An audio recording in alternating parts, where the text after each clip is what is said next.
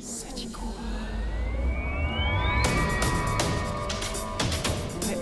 Ça dit quoi?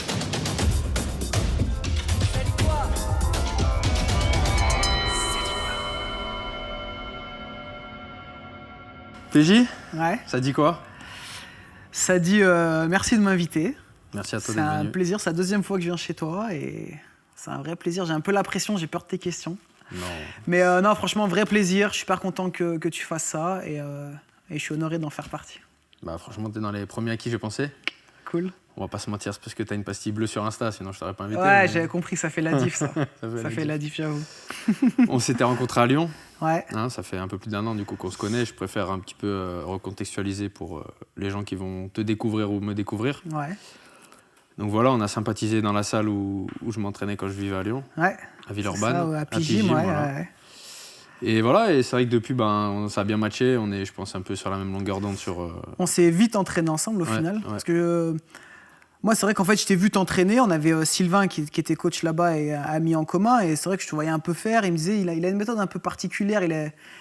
Il a une vision de la muscu voilà, qui change un peu des autres. Donc je regardais, j'aimais bien au final ton approche. On s'est. Ouais, je crois qu'on a vite parlé. Sylvain nous a mis un peu. Ouais, dans le vestiaire. Et la en séance d'après, on vitesse. s'est entraîné ensemble. Ouais. Directement, je pense. Et ouais, j'aimais bien ta manière d'approcher les choses, ta manière de coacher. Donc, y a quand même pas mal de gens dans le milieu qui ont aussi un peu la même vision, et tant mieux, mais il y en a aussi beaucoup qui font des choses complètement différentes et avec qui tu n'as pas forcément envie d'aborder les sujets muscu-fitness parce que tu t'y retrouves pas, parce que c'est pas la même chose, parce que... On va pas se mentir, au-delà de l'univers commun qu'on a, à savoir la muscu, enfin moi, en tout cas, à titre perso, que je suis un peu un sauvage, si humainement ça collait pas... Bien sûr. Enfin, tu Ouais, vois, ouais, bien sûr. s'entraîner avec un mec, si tu partages pas d'idées ou un peu Ouais. d'affinité, même si les affinités, elles se créent avec le temps, tu vois. Ouais. Et je pense qu'elles se sont un peu créées, mais au début, forcément, tu es un peu sur la retenue. Puis c'est vrai que, comme tu disais tout à l'heure en off, quand on se regarde un peu de travers dans les salles de muscu, ça c'est le truc... T'observes. que Moi, tout le j'aime monde bien connaît. m'entraîner avec des gens qui me tirent vers le haut. Que ce soit quand on s'entraîne ensemble, à chaque fois que tu venais à Lyon, après on s'entraîne ensemble, mais je remets même mes collègues, que ce soit Radouane, Pascal, Alex. J'aime bien m'entraîner avec des mecs où je me dis, si je m'entraîne avec eux, ils vont me tirer vers le haut. Si je m'entraîne avec quelqu'un où je me dis, ça va être moi qui dois lui dire, allez, pose ton téléphone, allez, fais ta... C'est chiant, tu vois. Moi, j'aime bien que soit il est plus fort, soit il est plus endurant, soit je sais qu'il a plus de motifs, soit... Une fois, on a fait une séance jambes ensemble à... 6h du match, je crois. Hein. Ouais, un délire comme ça. Ouais.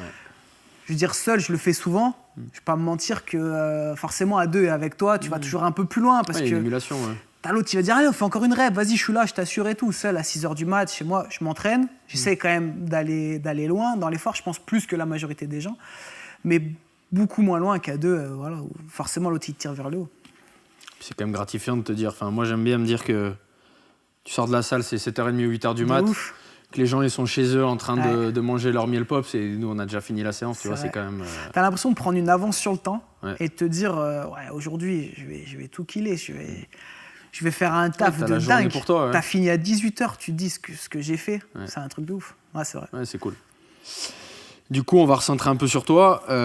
Donc, comme c'est marqué sur ton t-shirt, Ouais, je fais la pub, placement de produit. Voilà, placement de produit. Donc, normalement, tu as un binôme. Enfin, les gens te connaissent avec, Ouais, ouais. avec Alexandre, c'est Ouais. ton Ouais, binôme. c'est ça. Donc, vous avez monté Body Time, Ouais. 2012, je crois. 2012, on a créé la chaîne YouTube et Ouais. 2013, on a créé la société. D'accord. C'est-à-dire qu'à la base, on était encore en auto-entrepreneur chacun de Ouais. son côté. Ouais. Dust, Staps. Ouais, moi j'ai fait une licence, Ok. STAPS, éducation et motricité, genre c'est pour être Ouais. prof de PS. Dans ma deuxième année, déjà j'ai fait un stage, j'ai pas du tout aimé, mais je savais D'accord. pas quoi faire. J'ai fait une troisième année, j'ai refait un stage, je savais pas quoi faire et je me suis dit, je vais faire un de ce métier de la forme, pourquoi pas tenter dans les salles. Et à l'inverse, j'y suis arrivé avec plein d'a priori et en 1 mois, 2 mois, je me suis dit putain, j'ai envie de faire ça. Tu faisais déjà de la muscu quand t'as... J'avais fait des séances, tu vois. Je faisais Ouais. un peu de poids du corps chez moi. J'avais déjà fait 1 mois avant l'été pour être beau gosse à la plage, tu vois, tout le mois de juin à se tuer 6 séances par semaine, après à arrêter pendant 6 mois. Donc j'avais déjà fait un petit peu, je m'étais préparé un peu pour les tests au Dust, mais très loin que ce soit une passion, voilà. Et ce que j'ai aimé, moi, dans le Dust, c'est qu'en fait, il y avait la partie musculation, coaching en salle, mais j'ai surtout kiffé, moi, la partie prépa physique Ouais. et même la partie fitness, cours collectif. Donc il y en a pas mal qui... T'étais formé au Courco, donc. Ouais, je Ouais. donnais des cours co. Mais après, pendant 5 ans, Je donnais 5 heures de step par semaine, 2 heures de ce qu'on appelle l'ELIA. C'est du step, low impact aérobique, mais genre un peu sans le step. Un peu chorégraphié. Un peu dansé, non? Ouais, un peu chorégraphié. Ça reste très simple. Je suis pas un danseur. Et puis l'idée, c'était surtout en fait, que ce soit cardio, mais que les gens ils s'amusent. Ouais. C'est un peu là où la Zumba, ils ont été très forts. Ils ont repris ce concept, mais en le mettant un peu à la sauce latine et encore plus simple que l'ELIA, parce que tu n'apprends pas des chorés complètes. Et ça, moi, j'aimais bien. Et autant j'ai kiffé pendant 2-3 ans, autant très vite ça m'a saoulé aussi, j'avais envie de passer à autre chose. Mais j'aimais un peu cette facette que le métier, tu peux faire plein de choses. J'ai fait de la prépa physique avec un mec, c'était devenu un ami. Moi j'avais 23 ans, il avait plus de 40, il avait 43-44, mais c'est devenu un ami. Et c'est un mec qui faisait du 10 000. Okay. 10 000 mètres et genre voilà écoute PJ moi je passe mes impacts j'ai l'impression qu'on avait étudié ensemble et tout ils sont trop longs au sol ça, c'est des millisecondes des centièmes de seconde. Le temps de contact seconde au sol sur la course. mais voilà je dis ok bah écoute on va essayer de travailler là-dessus je vais faire un peu la méthode bulgare en lourd léger essayer de travailler voilà et si tu fais tout un programme donc je t'ai pas payé hein, c'était plus dans mon stage mais là je m'étais dit ah ouais je kiffe donc c'était ton premier client en gros quoi en prépa physique ouais après j'avais coaché mon cousin et tout mais c'était pas la même chose, c'était du coaching. Ce qui est intéressant. Tu te souviens combien tu facturais sur tes... Mon cousin? Ouais, enfin tes premiers clients, ton cousin, peut-être que c'était pas... Bah, j'étais encore en dust, c'était et mon cousin et mon voisin. C'était 12 € de l'heure. C'est pas mal, hein? Mais c'était mon cousin. Ouais. En vrai, même des fois, je disais, je te compte pas celle-ci, machin. Ouais. Et on faisait 1 heure, 1 heure et demie. Et des fois, on allait juste faire du vélo ensemble. Je disais, tu vas pas il avait envie de faire du vélo. Ouais. C'était aussi passer du temps justement avec mon cousin, tu vois, ça nous avait rapprochés parce que c'était quelqu'un un peu plus vieux que moi. On s'était peu vus plus jeunes et ça nous a rapprochés. Puis c'est resté. Après, tout de suite, en fait, j'ai eu un autre client. C'était sur Roanne, parce qu'en fait, j'étais en cours à Lyon, mais je bossais dans une salle à Roanne, dans la Loire. Ouais. Et lui, directement, après, j'étais à 50 €. T'es passé de 12 balles à 50 12 balles. parce que c'était la famille et que j'aurais pu lui faire gratuit. Ouais. Et 50 € parce que du départ, on m'a dit combien tu t'évalues. Et je pense que du début, j'étais peut-être pas bon parce que j'avais pas de recul, pas d'expérience, mais j'étais bon parce que j'avais envie et que tout de suite, j'allais faire une séance. Déjà, j'arrivais, elle était prête. Je pense que je donnais l'image d'un bon coach. J'arrivais avec du matériel. Non, parce que j'étais pas forcément au top, mais... je pense pas que dans la séance, il se disait, il réfléchit à ce qu'il va faire. Et, tu vois, ça paraissait fluide, quoi. Voilà, et il y avait une progression dans les séances. Bon, c'était pour de la perte de poids, en plus c'est facile quand même comme coaching. Mais non, je pense que c'était cohérent. T'avais confiance en toi? Tu te sentais légitime sur le moment? Ouais, parce que je me suis dit, voilà, pour moi, ça vaut 50 €. Déjà, c'était à l'époque aussi, il y avait moins de coachs, donc 50 €, t'étais dans la moyenne, voire moyenne basse. Je veux dire, il y en avait qui étaient à 60, t'en avais à 35-40 sur Lyon, mais... Voilà, j'étais dans la moyenne et je trouve que trop bas, tu te dévalorises. Il y a le trajet en coaching. Je veux dire, moi, je me déplaçais chez la personne. J'amenais du matériel et j'étais à l'écoute. Après, voilà, je faisais 1 heure, mais c'était cohérent. Après, j'ai fait une formation coaching aussi. Ça m'a un peu conforté. C'était quoi comme formation? En fait, quand j'ai fini mon DUS, donc ça, j'étais encore à l'école quand je coachais ces personnes, mon cousin et notamment lui. Et après, j'ai bossé avec une boîte lyonnaise. Ils avaient pris, on était une quinzaine de coachs, ils nous avaient fait une petite formation et le but, c'était d'intervenir dans les golfs, dans les centres équestres, dans les hôtels de luxe.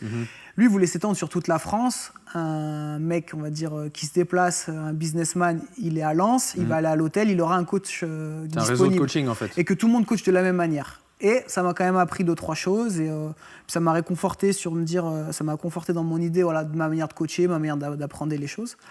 Et puis tu peux le citer, le mec qui avait monté ça, c'est un coach ça n'existe plus, ils étaient deux, ils étaient associés, ça s'appelait Your Coach. Le concept était bien, ça n'a pas pris, après c'est compliqué, je pense que d'un point de vue budget. Moi j'ai assez vite arrêté parce que je faisais des heures un peu à être disponible dans le golf et tout, autour de Lyon, à être présent. Je faisais de la présence en espérant avoir des coachings, j'en avais pas. Et moi, tu reversais une partie Ouais, c'est ça. Ouais. Je crois qu'ils prenaient 30% sur les coachings, eux. Mais moi j'en ai pas eu le coaching. J'ai fait 2-3, les personnes avant d'aller golfer, avant leur parcours, je faisais 20 minutes de préparation, un peu échauffement, mais ça m'intéressait pas. C'était pas des gens qui avaient envie de s'entraîner, tu vois. Et donc, moi, j'avais assez vite arrêté, mais ça m'avait quand même donné un peu d'expérience. Lui, c'était un mec qui avait une grosse expérience dans le coaching, qui faisait beaucoup ça. Donc voilà, il avait des retours intéressants. Et après, à partir de là, donc, j'ai coaché seul et j'ai commencé à 55 € de l'heure, 50 si tu prenais un pack. Et après, je suis monté à 60. Et après, en fonction de la distance, à Lyon, moi, j'habitais, on va dire, nord-nord-est. Si c'était sud-ouest, forcément, je facturais un peu plus. C'est vrai qu'à Lyon, tu peux vite faire de la route et des heures aussi. Bah, c'est ça, moi je disais, ok, il y en a un, par exemple, c'est 90 € de l'heure, mais je mets 45 minutes à venir et 45 minutes à 1 heure à rentrer chez moi. Donc si tu ramènes à l'heure, ça fait 30 oui, euros. t'es à 40 balles de l'heure, à peine. Ouais. Et puis je visais des gens qui avaient un pouvoir d'achat assez conséquent. Ouais. Donc je voulais pas avoir tout le monde en salle, je faisais que du domicile, j'arrivais avec du matos de qualité, je veux dire, toujours préparé, j'arrivais toujours à... Enfin voilà, des choses que quand les gens me demandent comment tu as fait pour marcher en coaching, bah déjà de base, ouais, sois propre sur toi-même, sois toujours à l'heure. Et à l'heure, ça veut dire arriver 15 minutes avant. Si tu arrives à l'heure, tu es en retard. Ça veut dire arriver avec du matos de qualité, avec une séance prête. Bah, t'es pas obligé, tu vas pas sortir une feuille, Non, elle est prête dans ta tête. Tu as son craint. planning sur le mois, sur les 2 à 3 mois, sur son objectif. C'est beaucoup d'échanges avec la personne aussi. Se rendre indispensable. Toi-même, une fois, tu me disais combien ils sont là à côté, ils comptent les reps. T'es pas un coach, t'es un compteur de reps. Tu sers à rien. Et encore, combien il y en a qui sont sur leur portable, mais bon, ça, on va pas... Voilà. Donc moi, voilà, ce que j'aimais, c'est... Mais dès mes premiers clients, j'avais compris un peu ça. Je me disais, moi, en tant que client, qu'est-ce que j'aimerais ? Demain, je faisais du basket. Demain, qu'est-ce que j'aimais que mon coach, comment il soit ? Bah, j'ai envie qu'il soit là, qu'il soit présent, qu'il me corrige. Si c'est juste pour me donner un ballon et me laisser faire, j'ai pas besoin de lui. Donc moi, j'étais tout le temps sur eux. Bien placé, tout le temps à corriger, tout le temps... Je faisais vachement attention à la position. Voilà, comme je disais, j'avais pas juste compté les reps, mais c'est tout bête, mais il est là, il veut boire un coup. Non, je t'ouvre la bouteille, je te donne, tiens, bois, ok, récupère, il te reste encore 40 secondes. Voilà, souffle, comment tu te sens, ça va, musculairement, est-ce que tu te sens récupéré par rapport à la semaine dernière ? Hop, ok, on repart. Là, tu as vu tout à l'heure, tu as tenu que 30 secondes par exemple, j'aimerais bien que tu fasses un peu plus, et c'est que mental. Et du coup, les gens, je trouve, ils progressent beaucoup plus vite, c'est beaucoup plus... Ils sentent que t'es impliqué. Beaucoup plus ludique pour eux, ouais, tu vois. Ouais. Et j'ai arrêté le jour où je sentais que j'étais moins bon comme ça. Où j'avais du mal à arriver à l'heure parce qu'on gérait pas mal de business à côté, où j'avais du mal à être impliqué comme je l'étais au début. Du coup, c'est pas que t'étais moins bon, c'est peut-être que t'avais d'autres perspectives ou que Ouais. t'avais d'autres choses sur le feu et de toi-même, tu te rendais compte que c'était moins intéressant, lucratif peut-être En fait, je me sentais presque devenir un escroc parce que les gens, quand tu les as pendant 1 an, 2 ans en coaching, ils t'apprécient tellement qu'à la fin, tu pourrais venir et lui dire, viens, on fait un peu de squat. Et il est content, il a passé un moment avec toi, il t'apprécie. Mais du coup, il te paye le même prix que 1 an et demi, 2 ans avant où t'arrivais et tout était carré, tout était prêt et tout. Donc je me disais, c'est pas bien, tu vois. Si j'allais arriver 5 minutes en retard, il allait rien me dire. Donc, et une fois, je suis arrivé vraiment en retard et j'ai dû annuler le coaching. Enfin, je lui ai fait un petit coaching de 30 minutes. Bien sûr que je ne lui ai pas facturé. Et je me suis dit, c'est plus possible. Tu vois, je suis en train de... Lui, je veux dire, même s'il n'a pas payé cette séance, malgré tout, là, il a perdu du temps, il m'a attendu. Tu lui as fait perdre un peu du temps, ouais. Donc je me suis dit, c'est pas possible, tu vois, faut prendre une décision. Ok, j'arrête, je vais gagner moins bien ma vie, mais je vais me concentrer sur quelque chose qui me plaît et qui potentiellement me rapportera bien. Et surtout, là, je suis pas en train de faire du bon boulot. Et mon coaching, il vaut pas ce qu'il Et avec paye. du recul, je pense que où tu en es aujourd'hui, tu as eu raison.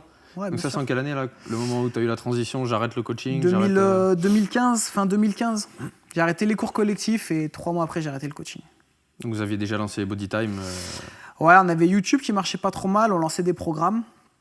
Et notamment, on partait aussi, à ça, on se mettait à voyager un peu, on partait en Allemagne plusieurs fois pour tourner les nouveaux programmes vidéo. Donc c'est compliqué en coaching. Déjà, j'étais moins impliqué. Tu lui dis, bon, semaine prochaine, je suis pas là. Le mois d'après, de nouveau, je pars une semaine, je suis pas disponible. Enfin, ouais, c'était plus professionnel, quoi. Je préférais à la limite les orienter vers des collègues à moi que moi continuer comme ça ou à me dire, c'est pas bien ce que tu fais. C'est pas pro. Tout en se disant peut-être que... Enfin, en tout cas, que tu n'avais aucune certitude sur est-ce que Body Time allait fonctionner. Est-ce que Ouais. ton assoce avec Alex, ça date de quand ? Vous étiez potes Bah donc en fait, nous, on est sortis 2010 diplômés du Dust. Même promo, donc ? Ouais, même promo. Vous vous êtes rencontrés là ? Ouais. On était un groupe de 6-7 mecs, tu vois, pas forcément les meilleurs en cours. Après, moi, j'aimais bien tout ce qui était anat, physio, neuro, donc... Les bases pour j'étais scientifiquement être plutôt à calé. l'aise, j'avais fait une licence, et puis moi, ça, je kiffais. Et pour moi, t'as besoin d'avoir quand même une grosse base scientifique pour comprendre l'anatomie et tout. Donc, j'avais pas de soucis, mais après, c'est vrai qu'on avait des matières, voilà, j'étais pas ce qui m'intéressait le plus, mais par contre, tout ce qui était coaching et tout, on était plutôt bons, les mecs, on va dire. Et en sortant, on était plusieurs à bosser pour cette boîte de coaching. Et puis on passait beaucoup de temps avec Alex, on s'est dit putain, ce serait bien qu'on fasse un truc tous les deux. Je sentais que lui, c'était un mec qui était bosseur, qui était ambitieux, mais qui avait des bonnes valeurs. Je veux dire, tu veux faire de l'argent, mais tu as aussi vraiment envie d'aider les gens.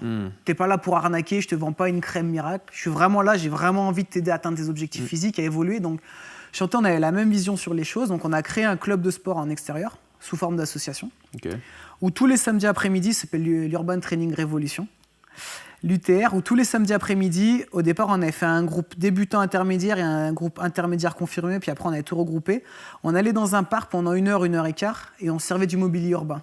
C'était un peu la tendance, tu vois, qui arrivait des États-Unis. Street workout. Voilà. Mais en se déplaçant. Et nous, on avait un tout petit peu de matos, tu vois, on avait des plots. Après, on avait eu un sponsor, je sais plus qui c'était, genre un Gosport ou un Decathlon qui nous avait filé des élastibandes. On avait une 50aine d'élastibandes, parce qu'on avait des groupes des fois quand même conséquents. On était tout le temps 2 coachs. Et par exemple, ouais, sur les escaliers, on allait faire par exemple des pompes. T'es un homme, tu fais les pompes en décliné. T'es une femme, tu vas faire les pompes en incliné. On proposait toujours plusieurs niveaux en fait. Mais l'idée, c'était que tout le monde se donne à fond. Et toujours 2 coachs, on a fait ça pendant 2 ans, je crois. Et ça s'est mis à bien prendre. Il y a eu des étés où à Grenoble, on avait 50 personnes, tu vois. Parcours, ouais. Donc, et on était en asso. Donc, c'était des tarifs assez bas et tout. Et on s'est dit, bon, bah, on va créer une société, là, en 2013. Donc, on a dû commencer en 2011. Et en 2013, on a créé une société principalement pour ça, où on s'est dit, bah, on va se développer sur Lyon. Et moi, j'étais originaire de Roanne et sur Roanne. Donc, on a fait 3 villes en Rhône-Alpes. Moi, je donnais les cours à Lyon, donc j'allais plus à Grenoble. Alex, à Grenoble, on avait pris des coachs aussi, parce qu'il y avait 4 cours par semaine. Donc, nous, on faisait 2 cours et un coach faisait 2 autres cours.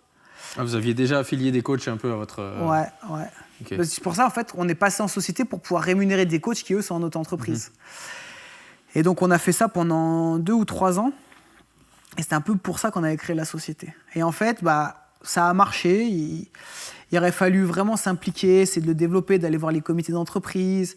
Voilà, on a fait un petit peu de communication à la radio, dans les journaux, mais ça a fonctionné. À Roanne, pas tellement, c'était une trop petite ville. Lyon et Grenoble, ça tournait pas mal, mais nous, en parallèle, en 2013, on avait commencé sur YouTube. 2012, 2013, on était bien reparti et on sentait qu'il y avait un potentiel YouTube.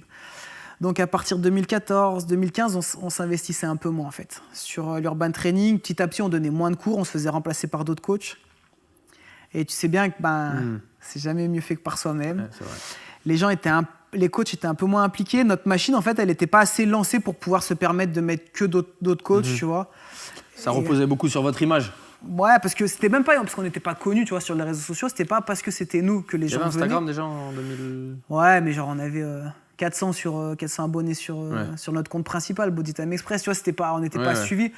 Mais et peut-être YouTube, ça commençait un peu à se lancer, mais les gens venaient pas pour ça. Ils venaient parce que les cours étaient bien, tu vois, il y avait pas mal de jeunes et tout. Enfin, on avait tout âge. Mais voilà, comme je te dis, les coachs ne seront pas impliqués pareil. Il y en a, après, on avait du mal. Bah, il arrive 3 minutes en retard, 4 minutes en retard. On faisait sous n'importe quelle météo. Dire que j'ai fait les cours, c'était de l'orage, c'était de la neige. Bah, tu adaptes, tu vois. Et je pense qu'avec Alex, on avait cette faculté un peu, je veux dire, comme toi et comme d'autres coachs, mais tu sais, t'es malin, t'arrives assez vite à adapter. Une personne, elle vient, elle te dit, bon, moi, j'ai telle douleur. Ok, tu le trouves, tu vois, un substitut pour l'exercice. C'est le fondement du coach, hein, en théorie. Voilà. Mais malheureusement, c'est pas le cas de tout le monde. Fallait s'impliquer, fallait faire du relationnel. Nous, on leur avait mis, tu sais, une charte. Tu dois connaître les prénoms de tous les abonnés. Je m'en fous qu'il y ait 30 personnes dans ton cours. Et pourtant, moi, je suis vraiment nul. Ceux qui me connaissent savent les prénoms, reconnaître les visages, je suis nul. Le boulot, c'est le boulot. Moi, je me notais les prénoms et je me notais 2-3 infos sur eux. Si pendant le cours, elle me disait hier, c'est l'anniversaire de mon fils, je notais. Et je veux dire, de temps en temps, tu les relis.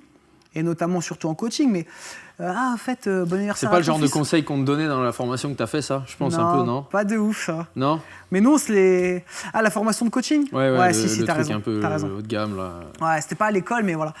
Parce que c'est important, et puis les gens, il faut qu'ils se sentent impliqués. Et ouais, en coaching, ça, on le faisait de ouf. Tu sais, je veux dire, une fois, elle te dit son anniversaire. Et même les clients, moi, que j'ai arrêté de coacher depuis 5 ans, quand c'est leur anniversaire, je leur envoie un petit message. Ça paraît cohérent. Ouais, enfin, moi, on me l'avait jamais dit, mais quand tu es impliqué et que les gens que tu encadres, tu les apprécies ou au moins que tu as un peu d'estime pour eux, et bon, après, ça va de soi, tu vois. Ouais, mais tu te rends compte qu'au final... Après, les dates d'anniversaire, je dis pas, mais bon, les prénoms, les choses comme ça, c'est tellement... Ouais, prénom, c'est obligé. Ouais, mais en cours collectif, en fait, dans les salles, ça se fait pas. Ouais. Les gens, ils connaissent pas le prénom. Et nous, donc, on leur disait, tu dois avoir, au minimum, et même en cours collectif dans la salle, tu dois avoir un eye contact, un regard visuel avec tous tes abonnés au moins pendant 2 secondes. T'es obligé, il faut qu'ils se sentent... se corriger, observer. T'as 60... Je fais des semi-conventions, je dirais, il y a 100 personnes, la salle, elle est remplie. Tu dois avoir un regard avec tout le monde. Alors, t'es pas en train de faire 1, 2, 3, mais non, que tu dans sais la que dans séance, l'heure, tu dois avoir croisé le regard de tout le monde. Ouais. Si tu te déplaces, tu dois avoir corrigé tout le monde. Il y en a encore trop qui vont avoir leur préféré, qui vont corriger que le même type de personnes, qui vont... Et ça, c'est des choses importantes. Connaître le prénom, nous, à l'Urban Training, c'était important. Et je trouve que c'est des petits détails, mais qui font la différence. Ta société, elle marche ou pas. Et je pense que ça, on a un peu laissé faire. Après, on avait laissé un coach et ami, Sylvain, qui s'occupait de l'urban training. Je pense que lui, niveau temps, il n'avait pas beaucoup de temps non plus. Et il n'a pas pu le développer. Voilà. Il ne pouvait pas et avoir son taf et consacrer assez de temps à ça. Et après, du coup, on a laissé un peu couler. Ouais. Et à l'époque, en 2013-2015, une vidéo qui marchait bien sur YouTube, c'était combien de vues? Ce que tu pourrais dire aujourd'hui, je sais pas, Je me souviens, 200 000 vues aujourd'hui, c'est un bon score, par exemple, pour vous, je sais pas. Ouais, pour nous, à là, l'époque, 200. c'était quoi un bon score? C'était quoi? 10 000 vues, 5 000 vues? Ouais, je pense 10 000, c'était... J'aurais du mal à me souvenir. Je sais que quand on a commencé 2012, on a fait 75 vidéos de 12 minutes, mais c'était on posait l'iPhone 4 sur une table qu'on bloquait avec notre suite. Il n'y avait pas de prise son. À la fin, au montage, je coupais le début qui servait à rien et la fin, et c'était tout. Il n'y avait pas de cut. Dedans, on est tombé. Il y a le train qui passe, on n'entend rien. Enfin, tu vois. Et YouTube n'était pas très exigeant d'un point de vue qualité parce qu'il n'y avait personne. Et là, quand on l'a mis, nous, on faisait 300 vues par jour. Donc, il y avait 75 vidéos. Donc, tu regardes, c'est 4-5 vidéos. 4-5 vues par vidéo. Mais on s'était dit... Ah, 300 vues tout cumulé? Ouais, 300 vues par jour. Okay. Donc, petit à petit qu'on mettait les vidéos. Après, on est très vite monté à 3000. Donc, si tu veux, 3000 vues, ça va, 40-50 vues par jour par vidéo. Mais en fait, nous, on avait fait ça un peu pour les gars qu'on avait en coaching. Il y en a beaucoup qu'on voyait qu'une fois dans la semaine. Donc, on leur disait, mercredi, vendredi, tu vas faire telle vidéo, telle vidéo. Il n'y avait pas d'ambition de percer, non? C'était pas... on s'était dit, on ne va pas s'adresser qu'aux gens en coaching. On va s'adresser à tout le monde parce qu'on ne sait jamais.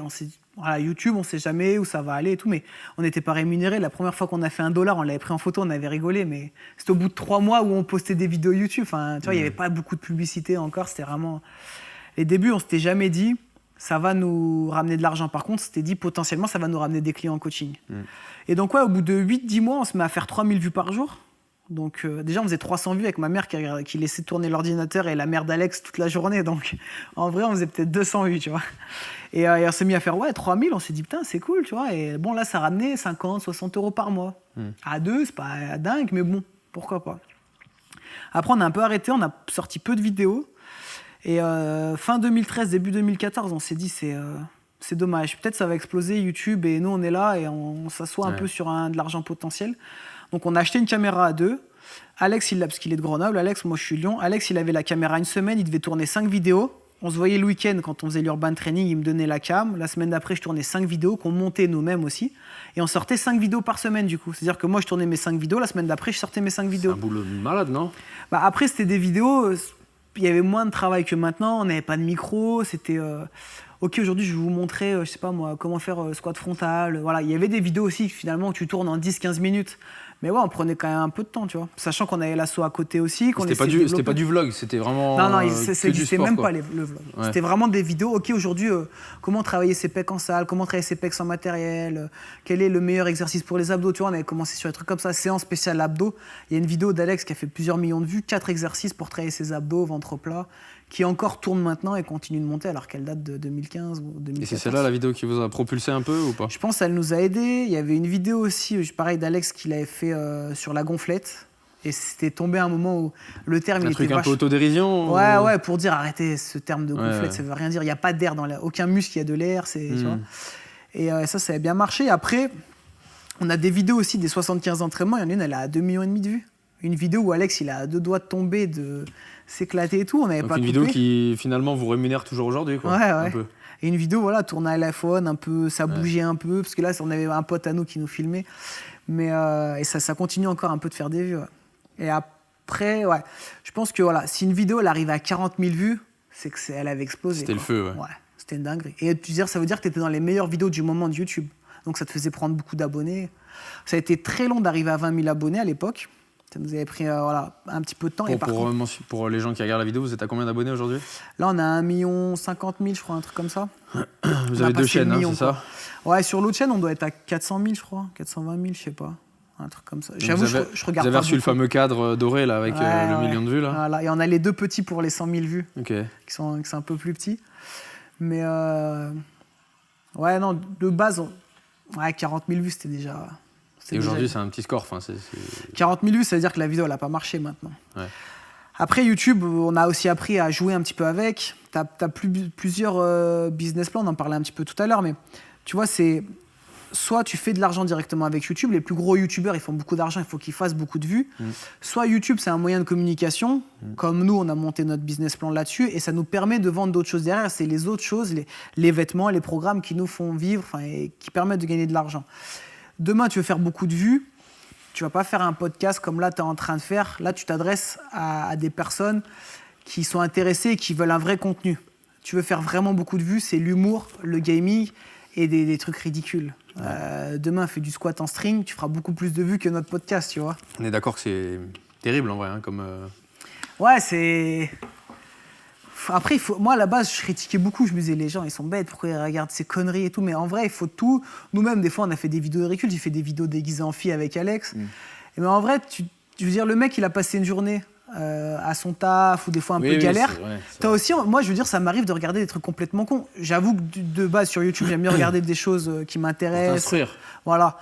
Parce que sinon, tu as l'impression un peu de perdre ton temps. Mais ça m'arrive, je veux dire, comme tout le monde, j'essaie de pas trop passer de temps sur Instagram, mais des fois, tu tombes sur une vidéo complètement con et tu regardes et tu dis, j'ai perdu 10 minutes, mais ça m'a détendu, ça m'a fait rire.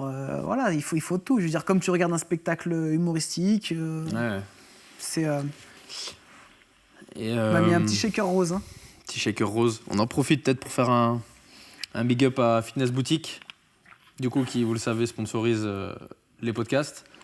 Et qui vous sponsorise, vous, Bodytime, depuis longtemps. Peut-être un petit mot là-dessus, Je non ? pense que ça fait 5 ans. Avant, on était chez un concurrent et assez rapidement, on a eu un échange avec eux, directement avec un responsable ou peut-être même le boss, je crois, chez eux. Je crois que direct. Qui nous a dit, ah les gars, parce qu'en fait, on est de la même région. Ils sont de Voiron, qui est dans l'Isère. C'est à côté de Grenoble, hein, c'est ça, hein. C'est pas loin de Grenoble, c'est pas loin de Lyon. Et nous, on savait pas. Et on leur avait envoyé un message à l'époque, genre pour du matériel. Et elle a dit, en fait, vous n'êtes pas loin, venez, on se rend compte que nous, leurs produits, parce que t'as beau être dans le milieu, il ne faut pas croire que tous les coachs, tu as une connaissance très approfondie dans les compléments alimentaires. Je veux dire, même encore à l'heure actuelle, je me considère débutant par rapport aux notions que tu as d'un professionnel et tout. Et on se rend compte, donc ils nous donnent des infos, on compare et on se dit, c'est vrai qu'ils ont une grosse qualité. On s'est mis d'accord sur un contrat, ça fait 5 ans que ça dure, on a eu pas mal de projets ensemble. La Way Harder, on a fait un goût. Cheesecake citron avec eux, tu vois, on a été testé, goûté. Il faudrait qu'il y ait un peu plus de citron, un peu plus le côté pâte, tu vois. On en avait il y a une vraie implication quand même, quoi. On a été en Chine, en Chine avec eux. Donc voilà. Nous, ce qu'on aime bien, c'est que ce soit un partenaire qui, dans son milieu, je veux dire, qui a un peu la même image que nous, c'est-à-dire il fait de la qualité. Il n'est pas là forcément à vouloir être le moins cher et produire de la merde. Il fait de la qualité, c'est produit en Europe, c'est une marque française. Voilà. Ils vous suivent dans vos projets aussi, peut-être. Je pense que c'est ça un partenaire aussi, tu vois. Bien sûr, nous on devait faire le Mont Blanc là, en septembre, qui était annulé à cause de la météo. Okay. Non, la météo était trop mauvaise. Et donc c'est repoussé à 2021. Mais sur ça, ils nous suivaient par exemple Fitness Boutique. À la base, on voulait faire le record du monde, la séance de muscu la plus haute, tu vois. En emmenant du matos ? Ouais, mais en fait, on aurait fait moins haut sûrement, parce que c'est compliqué de faire livrer un... Ah, parce que c'est en hélico, j'imagine, non ? Soit hélico, soit il y a des endroits où en fait, les routes, elles montent déjà à 3000, 3002, tu vois. C'est certains endroits dans les Alpes. Mais c'était un peu compliqué, et surtout, le Guinness, c'était pas quelque chose de... Parce qu'il y a des villages qui sont déjà plus hauts que ça dans le monde. Et puis, en fait, le Guinness, c'est un peu con, c'est genre la séance, les pompes, le plus haut du monde avec... avec un string vert, quoi. Tu vois, et limite, t'as un record. Et il faut payer. Et tu payes pour que le mec du Guinness vienne, et tu le payes pour que tu... Du coup, on s'est dit, c'est pas le délire. Nous, le plus important, ce qu'on veut faire, c'est faire l'ascension. Et on se serait fait une petite session quand même là-haut. Histoire tenter, tu vois, mais au poids du corps, burpees, des délires comme ça, tu vois. Ça, c'était un beau projet, hein. Tu m'en avais parlé au téléphone, le Mont Blanc, là. C'est ça aussi que moi, j'aime bien chez toi, c'est ce côté un peu, kiffeur de vouloir tester plein de choses, tu vois. Du coup, tu fais de la moto aussi, on en a beaucoup parlé. Ouais, est-ce que j'essaie de te forcer à venir sur la piste ? Je sais que tu vas me brancher. Déjà, toi, t'en as jamais fait ? Piste ? Ouais. Une fois. Une fois ? Dans une vidéo. Il m'a fait tester sur une R6, mais j'ai fait 6 tours peut-être du circuit. Après, j'avais plus d'essence. Ouais. Mais déjà, de base, je voulais revendre ma moto, moi, et acheter une piste. Et là, c'est vraiment quelque chose où je me suis dit, OK, je vais faire ça. Déjà parce que pour la sécurité. Ouais. Moi, je veux dire, maintenant, tu vois, j'ai les enfants et tout, je m'étais dit, je serais quelqu'un de prudent et tout. Quand t'as une moto, t'aimes les sensations fortes, tu te prends pour Superman. Donc, je pense que je suis quelqu'un de très prudent malgré tout, mais une fois ou deux, je me suis fait une petite frayeur, un camion qui a 2 doigts de te bloquer contre un mur central, où je me dis, putain, là, si là, ça tapait, Je sais pas C'est comment chaud, me ouais. rattraper, tu vois. Et puis j'aime trop la vitesse et je me dis sur piste, je peux me faire plaisir, quoi. T'es genre, j'ai pas envie de me dire, voilà, sur la route, faut faire attention, il y a les autres et tout, sur piste, tu peux y aller. T'es quand même en bonne sécurité, t'es très bien équipé, voilà. C'est mon délire. Là, je devais y aller là, fin septembre, et maintenant, les pistes qui sont ouvertes, c'est tout dans les pays étrangers. Ouais, Espagne, non, mais, de toute tout façon, ça, C'est vrai que la pour- situation actuelle, c'est compliqué. Voilà, ouais. pour ma première sortie, je veux pas me taper 7 heures de route et tout. J'attends que tu achètes ta moto et puis printemps de l'année prochaine. J'économise pour le brevet de pilote d'hélico, moi. Ah ouais? Non, j'économise pas là pour ça, mais en vrai, j'aimerais bien, on en a déjà parlé, je sais que toi aussi. Ouais, bah j'étais hier, truc d'hélico à Lyon. Tu étais hier? Ouais, je passais les voir et tout. On a fait un tour en fait Ok. en hélico. T'as pas mis sur les réseaux, ça, je crois. Si, j'ai mis, c'est que Si, tu t'as suis mis. pas, c'est tout. Excuse-moi, désolé. Si, non, j'ai mis. En fait, on a amené Gianni, parce que Gianni, c'est un. Ouais, donc, Gianni, c'est un de tes enfants. Voilà, hein, qui a 2 ans. Et je sais pas, depuis tout petit, il a un jouet hélico. Et... Il est fan. Hélico. Ouais, il est fan, donc on l'a amené avec Julie. Et c'est des gens maintenant qu'on connaît un peu qui tiennent ça. Donc le pilote et le responsable de la com à Lyon, ils ont ouvert ça. Et en fait, on a pris l'hélico, ils nous ont amené dans un golf pas loin. En fait, on a fait un petit goûter, tu vois, on est rentré en hélico. Donc je veux dire, tu te déplaces pas d'un point A à un point B, tu vas faire un Ouais. truc, tu rentres. Et on avait déjà fait ça pour aller au resto une fois. Et Et t'aimerais vraiment le passer, du coup, ce brevet. Hein. Et bah là, j'en ai discuté un peu avec eux. Je pense pas dans l'immédiat. Ça a quand même une sacrée somme. Tu vois. C'est quoi, 40, 50, non? Non, 20 000 €, mais tu apprends sur un 2 places. Ouais. C'est-à-dire qu'il n'y a que toi et ton moniteur. Et en fait, après, tu es obligé de passer des certifs 5 à 10 heures pour avoir un hélico où tu as 4, 6 places, tu vois. Ok. Donc, j'espère, potentiellement plus tard, je l'aurai. Mais avant, par contre, j'aimerais bien passer l'avion. Moi aussi. Avion, voilà, j'ai regardé les prix, c'est plus dans les 8-10 000. Avion, t'es 4 potes. Tu loues un avion, tu décides de partir dans le sud de la France ou l'Espagne. T'as 1 heure de vol. Ah, c'est jouable, ouais. Tu payes à l'heure de vol, donc c'est cher l'heure de vol, hein, c'est genre 200 balles, mais si t'es 4, Oui, c'est tu mets pas- 1 heure pour y aller. C'est Quoi. comme Tu le mets train, on est 50 d'accord, €. ouais. Tu payes un tout petit peu sur place, tu sais, pour garer en fait dans l'entrepôt et c'est tout. Bon, ça reste des choses, tu fais pas ça tous les week-ends, mais c'est kiffant. T'amènes tes potes en avion, t'amènes ta femme en avion, enfin, tu vois. T'amènes tes Après, je enfants. pense que t'as cette envie un peu, toi, de vouloir te dire que tu touches à tout. Ouais, carrément. Enfin, pas au sens capricieux, mais que tous les trucs que t'as envie de faire, tu te les offres, en fait, tu vois. Peut-être parce que Exactement. maintenant, t'as les moyens aussi qui le permettent un peu, tu vois, mais... Ouais, puis par exemple, puis tout petit, tu sais, je voulais faire de l'argent. Et en même temps, j'avais un tabou un peu par rapport à ça, parce que mon père, il me disait, ouais, mais l'argent, attention, des fois, ça pervertit les gens, enfin, tu vois, faut... Mais moi, je le voyais pas dans un côté négatif, c'était pas, je veux faire de l'argent pour dire aux gens, regardez, je m'en fous, tu vois. Comme tu dis, je veux faire de l'argent pour, en fait, si j'ai envie demain de passer le truc d'hélico, être capable de me le payer, j'ai envie de faire de l'avion, je fais du parachute, ça coûte quand même un petit peu cher. Demain, j'ai envie de faire quelque chose, partir à tel endroit dans le monde, j'ai envie de pouvoir me le payer, mes enfants aussi. Et du coup, c'est, ouais, peut avoir de limites. Mon rêve, enfin, depuis tout petit, je dis, je vais avoir une Ferrari, c'est pas dès que je vais avoir les sous. Ça, c'est déjà accessible. Enfin, quelle Ferrari, c'est autre chose, mais c'est... Non, moi, ouais. Ouais, on rigole Ouais, pas. et puis surtout, je veux pas l'acheter. C'est ce qu'on dit, je veux dire, si ta voiture, elle vaut plus de 10% de ta maison, c'est que t'es un con, parce que t'as tout mis là-dedans. Enfin, voilà, moi, je veux dire, le jour où je l'achète, c'est Tu te saignes pas, quoi. limite, si personne le sait, je m'en fous. Je veux dire, je veux l'acheter parce que... On va pas se mentir, tu vas la mettre sur les réseaux. De ouf. Le jour J, tu vas la mettre. On va pas De se ouf. mentir. Ouais, mais parce que nous, c'est aussi un peu... Non, mais c'est ton... De toute façon, moi, je juge pas, parce que c'est... Ton business model, il est un peu là-dessus. Bien sûr. Enfin, vu que tu rentres dans la case influenceur... Non, mais c'est sûr qu'on Voilà. Pour moi, il y a 3 choses. Un, c'est parce que c'est aussi un peu grâce aux abonnés. Je veux dire, qui nous suivent, qui nous soutiennent et tout. J'aime bien un peu ce côté, tu sais, le partager avec eux, être un peu, on est un peu potes. Bah voilà, j'ai acheté une nouvelle voiture, tu la présentes à tes potes, Ouais. tu vois. Et puis aussi, 3, c'est que c'est un peu tirer les gens vers le haut pour moi. En France, pendant longtemps, on en parlait aussi tout à l'heure, mais pendant longtemps, la culture, c'était un peu se cacher. Les gens, ils ont de l'argent, ils peuvent pas le montrer et tout. Moi, je veux dire, je suivais beaucoup la NBA, j'étais beaucoup dans les modèles, tu vois, nord-américains. Tu sais, la réussite T'assumes, inspire, quoi. tu vois. J'aimais bien Charles Aznavour, il disait aux États-Unis, je m'arrête avec ma Rolls-Royce, les gens ils tapent à ma fenêtre, ils me disent good, machin. Et en France, on me crache sur la vitre ce qu'on me dit en forêt de riche, tu vois. Et je trouve que faut plutôt être inspirant et inspiré par ces personnes qui réussissent, plutôt qu'être envieux ou quoi. Et moi, je me dis, voilà, on aime bien essayer de casser un peu les codes avec Alex. On n'a jamais eu de tabou au niveau de l'argent. Et c'est pas pour dire, ah, regarde ce que je gagne par rapport à toi. On a aussi eu des bas salaires. On a fait des métiers aussi un peu qui nous plaisaient moins. Et c'est juste là pour dire, bah voilà, je gagne ça, j'en ai pas honte. Je pense que mon travail est justifié, enfin mon salaire est justifié par rapport à mon travail. Et puis, bah voilà, si ça peut t'inspirer à toi aussi lancer ta société ou plus travailler ou évoluer ou te faire plaisir, bah carrément, tu vois. Comme je disais, on fait pas mal de choses, on saute en parachute, on fait un peu de moto, on essaye de tester un peu tout ce qui nous plaît. Et c'est plutôt, voilà, un peu pour dire, faites-vous plaisir. Seul truc qui compte à la fin, on va tous mourir, enfin, sauf s'ils trouvent un truc incroyable. Mais On n'a vu pas d'ici là. Hein. Voilà, on va tous On va pas y mourir. compter. Je le souhaite à tout le monde le plus tard possible, mais à la fin, qu'est-ce qu'on va se dire? Tu vas regretter les choses que tu n'as pas faites et de se dire, bah voilà, ok, j'ai économisé, ok, j'ai eu peut-être quelque chose, mais j'aurais préféré peut-être voyager, voilà. Moi, je trouve qu'il faut trouver la part des choses. On fait attention à préparer un peu l'avenir, surtout que maintenant on a les enfants, à se dire, bah je fais pas n'importe quoi avec l'argent, mais j'ai pas envie d'arriver à la fin et me dire, ok, j'ai 15 millions et je vais mourir avec 15 millions non plus. Tu vois, j'ai aussi envie de me dire, bon, on s'est fait plaisir, on a fait ce qu'on avait envie, on a beaucoup voyagé. Voyager, ça veut pas dire dépenser beaucoup d'argent, tu peux aller dans des pays qui coûtent pas forcément beaucoup. Je trouve que tu en reviens bien moins con, bien plus humble aussi. T'as vu combien de pays? T'as visité combien de pays différents? Tu sais?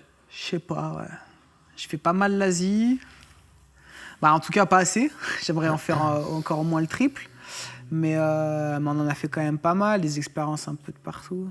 Après, il y a différentes choses aussi. Tu vois, j'ai fait plusieurs fois Los Angeles, les États-Unis, Miami, New York, mais c'est plus dans un Combien cadre... t'as fait de trucs pour ton propre intérêt ou ta propre curiosité et pas du tout pour les réseaux? Ça arrive ça encore ou ça arrive plus du tout? Tu fasses ce genre de choses? Non, c'est toujours mélangé, tu vois. Je veux dire, on a fait le Kenya en humanitaire. C'était quoi, il y a 2 ans, ça, non? 3 ans? Ouais, il y a 2 ans, ouais. C'était à l'été, il y a 2 ans. Ouais. C'était humanitaire, donc la raison principale, c'est pour aider les gens. Après, bah, c'était aussi pour faire un appel aux dons, pour montrer. Donc, c'est quand même mélangé avec les réseaux sociaux. Après, on a fait un safari, donc on a mélangé quand même l'utile à l'agréable, parce que j'ai fini par un safari et je le recommande à tout le monde. C'est vrai que c'est incroyable. Moi, j'amènerais mes enfants faire un safari, c'est le truc incroyable. Alors après, ok, ils font de l'argent aussi, tu dors dans un hôtel, voilà, mais les animaux sont quand même en liberté. Ok, il y a beaucoup trop de voitures pour le truc, mais bon, ils ont un... Sachant que toi, on parle vite fait parce que j'y pense, t'es quand même, je pense, un peu écolo, enfin, en tout cas, quand on en parle. Ouais. Non, mais c'est pas du tout... Ouais. En tout cas, t'es très sensible à ça, tu vois, et ça, je pense que ta communauté, c'est pas le truc qu'ils retiennent, ou je pense qu'ils ont peut-être même rien à carrer, tu vois. Ouais. T'es quasiment végétarien ou tu Ouais, on va dire à 80%. Je fais attention de peu en manger. Après, voilà, c'est comme tout. Je veux dire, je me dis pas je suis végétarien ou je suis vegan ou je veux dire je mange de la viande. J'essaie juste de me faire plaisir et je me suis rendu compte que je mangeais beaucoup trop de viande, beaucoup trop de poisson, que d'un point de vue santé, c'était pas forcément bénéfique. Et d'un point de vue, comme tu l'as dit, voilà, pour l'écologie, c'était pas forcément... C'est parti de quoi ce déclic de dire... c'est le reportage Netflix ou non, rien à voir? Un peu. Alors après, ça fait un peu cliché de dire j'ai vu un reportage, j'ai changé d'avis. Non, c'est pas comme ça. C'est déjà, moi, par exemple, déjà petit, enfin, je veux dire quand petit, mais que j'avais ma réflexion, mais à 15-16 ans, je trouvais honteux les cirques avec les animaux. Et je me disais, l'espèce humaine en est vraiment la pire. Gamin, t'as trouvé ça honteux? Ouais, à 15-16 ans, déjà, je voulais plus aller au cirque et je disais, mes enfants, ils iront pas au cirque. Après, c'est toujours compliqué parce que je suis Donc passé. t'as jamais emmené tes enfants au cirque? Pour l'instant, jamais. J'espère qu'ils iront jamais. D'accord. Bah ça dépend un peu que de toi. Enfin. Bah après, il y a ma femme aussi. Oui. Il y a, tu vois, on sait pas. Je veux dire, demain, t'es en vacances, tu vas dans un cirque. C'est principalement genre des acrobates et tout. Il y a un moment donné, il y a enfin, tu vois, faut pas non plus Mais être en tout cas, fermé à tout. tu les sensibiliserais sur le moment, Ouais. après ou avant le spectacle, en leur disant. C'est ça. Les animaux, ils sont enfermés. Je les amène pas au zoo. Tu vois. Ouais. Après, bah, à Lyon, il y a le parc de la Tête d'Or, il y a un zoo, c'est ouvert au milieu du parc. On est déjà pas, enfin, pas moi avec eux, mais Julie, elle est déjà passée, ma femme, avec eux. Ils ont déjà vu les animaux et tout enfermés. Mais même dans ce cas-là, moi, je les sensibiliserais, tu vois. Ils ont rien à faire ici. Tu viens pas voir un crocodile dans un 15 mètres carrés, tu vois. C'est égoïste. C'est con. Alors après, il y a l'autre versant, ouais, mais c'est pour préserver l'espèce et tout. Ouais, mais c'est pas parce qu'il y a les braconneurs et les braconniers et que je veux dire, ça se justifie du coup de genre de vouloir les sauver, de les mettre. Enfin, je trouve que c'est mal vu. Sinon, dans ce cas-là, essayez de les réintégrer plus tard dans la nature, faites des vraies réserves naturelles. Voilà. Et je trouve que le confinement, le Covid, ça a un peu quand même fait changer les États dessus, vu qu'ils devaient réinjecter beaucoup d'argent. Il y a quand même eu un peu une démarche. Toutes les sociétés un peu plus nouvelle énergie, tout ça, ça se développe un peu. Mais ça reste quand même très faible, ça reste très hypocrite. Et voilà, je trouve que tu as le droit de manger de la viande. t'as le droit de manger un poulet, je veux dire, mais revenir un peu peut-être 50, 70 ans en arrière, c'est-à-dire aller acheter un poulet au supermarché, s'il vient d'une ferme, même si elle est un peu éloignée ou quoi, mais que c'est le mec qui, dans sa ferme, voilà, tu manges les œufs, moi je mange des œufs de... Ma tante, elle a des poules, je veux dire, qui vivent dans... Enfin, elles sont limite en extérieur, tu vois, Radon, sa mère, elle m'a donné plein d'œufs aussi, enfin, je trouve que c'est cohérent, ça veut pas dire que c'est mauvais, par contre... Que les poules, elles soient à 5 cm l'une de l'autre et soient là que pour pondre et dès que c'est fini, on les igouille. Et je veux dire, ça en devient un poulet, elles sont boostées aux hormones. Enfin, on s'abîme la santé nous-mêmes. Et tu te sens un peu une responsabilité au vu de ta communauté de parler de ces trucs-là ou Je l'ai fait un peu, tu vois, j'ai pas l'impression que ça sent... En fait, il y a ceux qui sont déjà sensibilisés et qui m'envoient des messages tout de suite, t'as trop raison, c'est trop bien et tout, et ceux qui ne le sont pas encore, j'espère qu'ils le viendront un jour, et qu'en fait, ça glisse sur eux, tu vois. Soit ils regardent pas la vidéo, soit... Donc je pense que c'est pas à moi de les sensibiliser spécialement. Moi, si on me demande, voilà, je le dis. Après, comme je te dis, demain, et même un McDo, je veux dire, je mange McDo de temps en temps. On sait que c'est pas bien, on sait que c'est de la merde, machin, mais je vais pas m'empêcher de manger un McDo si ça me fait envie. Je vais pas m'empêcher de manger des sushis. Tu vois, à midi, tu m'as dit, je t'ai dit, si on fait des sushis, ça me va. Tu vois, j'aime aussi. Enfin, pas être fermé là-dessus. Après, c'est juste diminuer un petit peu tout ça. Et je pense que ce serait mieux pour tout le monde et plus cohérent. Et du coup, ouais, parce que tout à l'heure, tu disais que YouTube et tout, c'était beaucoup du divertissement. Mais est-ce que tu penses que d'avoir du poids comme ça, avec le nombre d'abonnés, tout simplement, est-ce que ça te donne une espèce de responsabilité vis-à-vis de ton public ou toi, tu considères que vas-y, j'en ai rien à foutre, je monte ma voiture si j'ai envie, je fais le débile si j'ai envie Ouais, bah on essaie de mixer un peu tout, tu vois. Il y en a un là il avait un petit singe, tu as répondu à ma story, un petit singe en laisse et tout, incroyable. À Dubaï.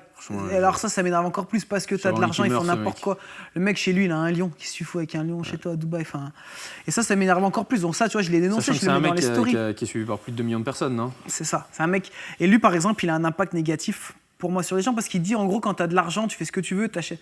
C'est comme, imagine, tu gagnes très très bien ta vie, tu as des servants et tout, tant mieux pour toi. Est-ce que tu as le droit par contre de mal lui parler, débarrasse ou quoi? Non, bah là c'est la même chose parce que tu as de l'argent, tu peux avoir des animaux en cache chez toi, c'est quoi le délire? Enfin, justement, tu as de l'argent, on va après, faire si un l'argent safari. et les abonnés, ça donnait un soupçon d'intelligence aux gens, ça se saurait, de toute façon. Hein. Non, mais tu vois, faut dire ce qui est, tu vois, c'est pour ça que, de toute façon, moi j'invite tous les gens à trier un petit peu les gens qui suivent, parce que justement, ce terme influenceur, il est dramatique pour un mec comme celui que tu viens de citer, tu vois, parce que du coup... Ouais, il tire les gens vers le bas, il tire l'humanité vers le bas. On lui octroie un pouvoir qu'en réalité, on ne devrait surtout pas lui donner, tu vois, à savoir... être dans un jardin avec un singe tenu en laisse, mais qu'est-ce qui t'arrive, espèce de gros... voilà, quoi. Lui, il mérite ce qu'il fait à l'animal. Après, moi, juste, tout à l'heure, quand tu disais écolo, ça m'a fait rire un peu parce qu'il y a le côté un peu négatif de...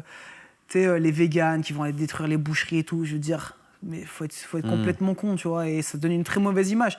Moi, je ne dis pas que demain, il ne faut plus qu'il y ait de boucherie. Je dis juste qu'il faut qu'il y ait de la viande de meilleure qualité, d'en consommer en moins grande quantité. Je pense qu'il y a 50, 60 ans, les gens ils mangeaient de la viande 1 à 2 fois par semaine. C'était un produit assez cher, mais de qualité. Et les industriels, ils ont tellement senti le filon qu'ils se sont mis à produire en masse. Et maintenant, ils nous font bouffer de la merde. Sauf que ça ne coûte plus rien et que pour les gens, c'est pas cher et tout. Vaut mieux manger, je pense, plus de légumes, légumineuses, fruits. T'as le droit de manger de la viande 1 fois, 2 fois, même 3 fois par semaine si t'as envie, ou du poisson, mais plus, c'est pas cohérent, je veux dire, et c'est pas vrai que c'est un besoin. Si je mange de la viande, je suis fort. Toutes les pubs aux États-Unis, tu manges au McDo, t'es comme ça, et tu manges pas, t'es frêle. Toi, c'est un peu con, comme le lait, ça rend les os solides. Ça, c'est les... Tu vois, et les lobbies sont tellement puissants que tout le monde gobe ça, et je trouve, heureusement, maintenant, ça change un peu. Les gens, je trouve, ils s'éveillent un peu, grâce à YouTube notamment. Parce que YouTube donne la parole à d'autres personnes. Ouais, mais je pense que toi, tu l'as, cette parole, tu vois, et c'est comme...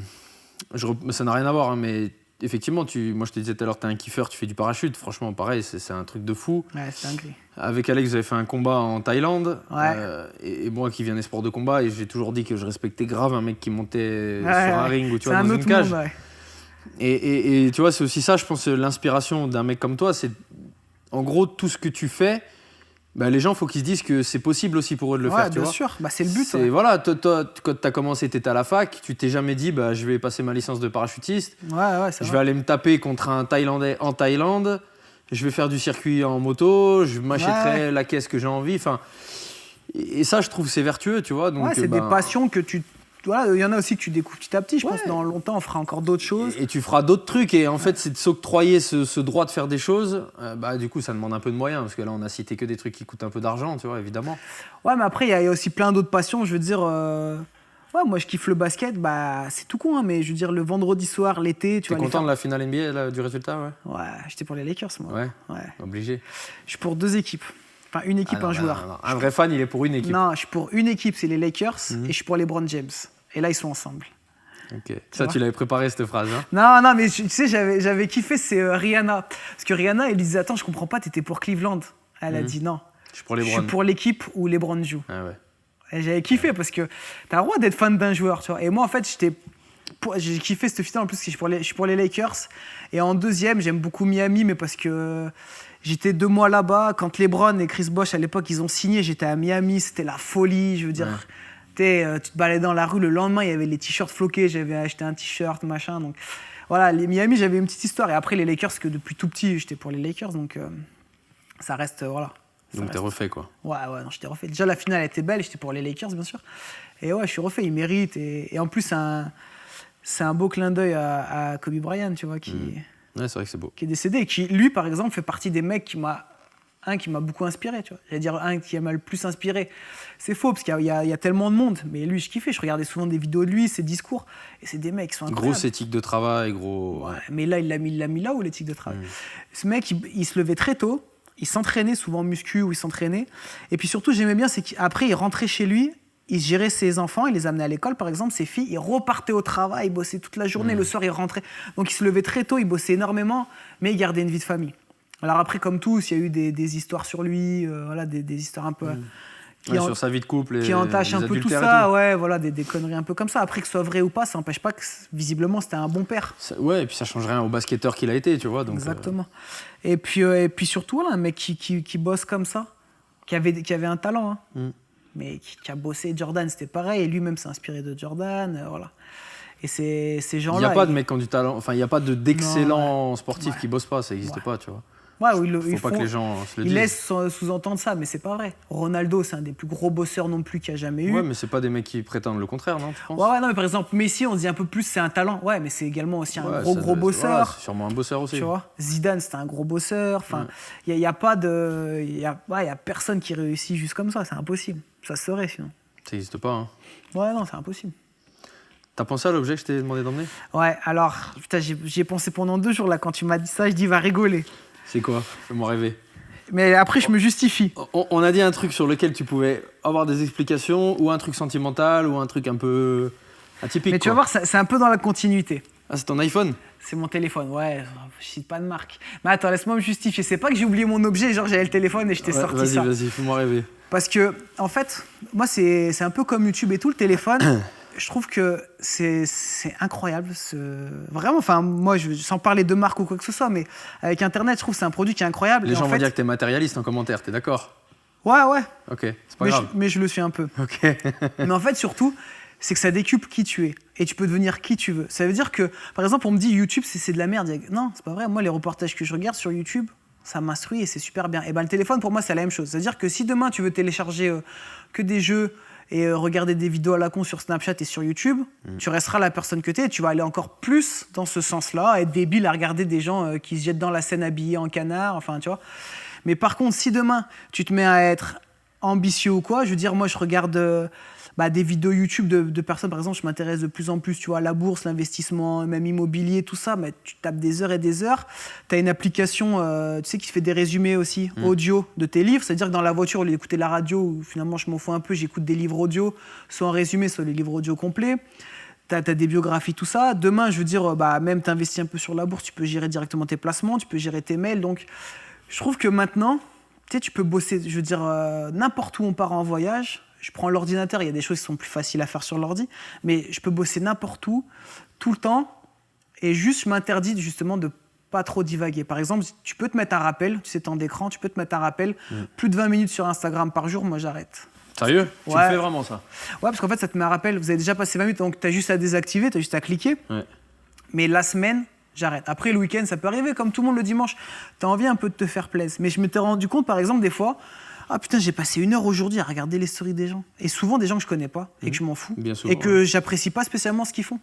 Je me dis, c'est quand même con. T'as passé 1 heure dans ta journée à regarder quelqu'un que ni tu connais, ni tu apprécies, ni tu aimes ce qu'il fait. Et sachant qu'après, tu vas dire, j'ai pas eu le temps de m'entraîner, j'ai pas eu le temps exactement. de réviser, de bosser mes cours. C'est ça. Nous, je veux dire, on communique que par WhatsApp avec tous ceux qui bossent avec nous. Donc, on peut ne pas être au bureau, on peut être à l'étranger ou quoi. Ils ont une question, on leur répond en instantané. Donc, je trouve que le téléphone, voilà, ça te permet de faire ce que tu veux et d'être un peu qui tu veux. Demain, tu as envie d'investir. Il suffit d'avoir un téléphone, tu n'as plus besoin d'ordi. Quasi tout le monde peut s'en payer. Je ne parle pas d'Apple, mais je veux dire d'un téléphone avec Internet. Et je trouve que voilà, tu peux démarrer avec ça. Tu veux faire YouTube, tu peux commencer avec un iPhone. Nous, on a commencé avec un iPhone, tu peux faire des vidéos. Bien sûr que la qualité sera peut-être un peu moins bonne que d'autres, mais ce qu'on disait tout à l'heure, le contenu, il est plus fort que le contenant. Et je veux dire, ça veut dire que tu peux faire, si tu as une idée vraiment intéressante, tu peux te lancer sur YouTube. Tu peux, ouais, je trouve que c'est illimité. Tu as tellement d'applications, tellement de choses. Alors après, c'est sûr que si tu passes ton temps à regarder des vidéos de merde et à regarder sur Instagram l'autre trou de balle qui se balade avec un singe dans sa cour à Dubaï, bah, au final, à la fin de ta journée, tu n'auras pas appris grand-chose. YouTube, tu t'abonnes à des chaînes intéressantes. Moi, j'adore un peu tout ce qu'Alex, il est comme moi, en plus, tout ce qui est sur tu vois, l'égyptologie, les premiers hommes sur Terre, comment l'espèce humaine elle a évolué. Comment est-ce que c'est possible que, soi-disant, il y a plus de 4000 ans, les Égyptiens, ils arrivent à construire... Je suis fatigué un peu. Ils arrivent à construire des pyramides que même à l'heure actuelle, on ne serait pas capable de refaire. On ne sait pas comment ils ont fait. Il y a plusieurs théories différentes. Bah ouais, moi, je trouve ça super intéressant. Parce que de se dire, bah, si on vient de là, c'est peut-être qu'on va aller vers là. Ou voilà, essayer de comprendre. Et à l'inverse, tu peux regarder des vidéos. Comme je dis, ça arrive que tu te regardes une vidéo un peu YouTube détente. Nous aussi, on en a fait. Nous aussi, bien sûr, je comprends qu'il faut voilà, passer des fois le soir. Oui, il ne faut pas blâmer le loisir non plus, on est voilà, d'accord. 20-30 minutes. Je regarde à la télé, des fois je regarde la télé-réalité, je dirais ça me fait rire. 20-30 minutes. Mais je ne regarderai pas 5 heures comme ça, à me dire, ok, au bout d'un moment, je me dis, j'ai rien fait, j'ai rien appris, tu vois. Et je suis pas un gros lecteur. Je lis un peu plus qu'avant, mais j'ai toujours eu du mal. En fait, j'ai l'impression que mon esprit, je divague très vite. Même si je suis bien dedans, au bout de 5-6 pages, je divague très vite. Mais par contre, les livres audio... Là, c'est un moyen d'accéder à l'info. Ouais. Les livres audio, ça cartonne. Dessus, il y a la biographie de Kobe Bryant, de Tim Cook, par exemple, c'est quelque chose tout con, mais Tim Cook, je me disais, ouais, c'est le mec qui a remplacé Steve Jobs, qui a eu 2-3 idées, mais en fait, tu écoutes sa biographie, et en fait, tu dis... C'est un mec qui mérite autant de... C'est un génie. Ouais. C'est un génie, et puis surtout, il fait des choses que Steve Jobs ne faisait pas, et qui sont et bien pour Apple, et c'est quelqu'un d'engagé pour la planète, et tu vois, ça peut qu'inspirer le respect. Directement, il a avoué son homosexualité, ce qui n'était pas facile à l'époque, être un PDG d'une si grande boîte, je savais même pas qu'il était homo, tu vois, je connaissais vraiment pas la personne. Et ouais, je me suis dit, putain, il a une vie super intéressante. Classe. Là, je suis en train d'écouter Léonard de Vinci, tu vois, sur le trajet, et pareil, je me dis, ah putain, je savais pas je savais pas ça, comment il en est arrivé là, enfin... Et ouais, je trouve que c'est... Ton téléphone, il fait ce que tu veux, quoi. Du coup, ouais, dans les nombreuses choses que tu fais, que vous faites pour la chaîne, moi j'ai beaucoup suivi cet été, je regarde pas toutes vos vidéos, parce que je t'avoue, vous en faites tellement beaucoup que... Mais quand j'ai vu que vous aviez fait un combat en Thaïlande, ce que je te disais tout à l'heure, moi je respecte beaucoup les personnes qui...